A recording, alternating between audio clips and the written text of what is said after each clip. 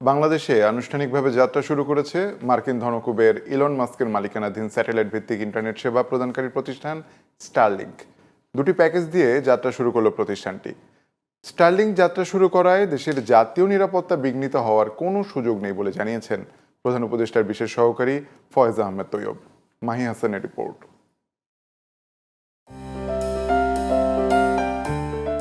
মঙ্গলবার সকালে নিজেদের এক্স হ্যান্ডেলে বাংলাদেশে কার্যক্রম শুরুর বিষয়টি জানায় স্টারলিংক।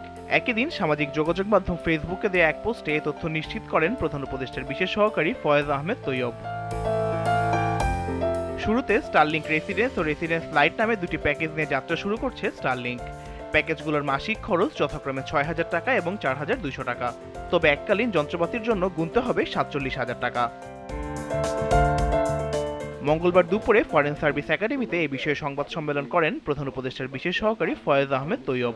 এ বিষয়ে তিনি বলেন, স্টারলিংকের একটি লোকাল গেটওয়ে থাকবে, তাই নিরাপত্তা বিঘ্নিত হবার কোনো সুযোগ নেই। টেলিকম লাইসেন্স রেজিম পরিবর্তনের দাবি করছি। যদি আপনারা খেয়াল করেন, 7 স্তরের লাইসেন্স আছে।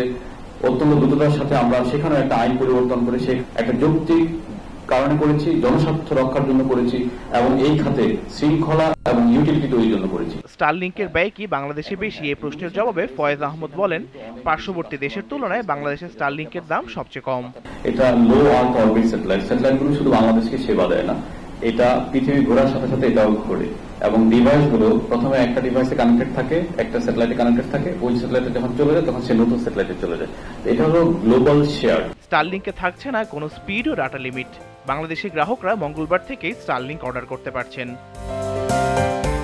Mahi Hasan, GTV news, Dhaka.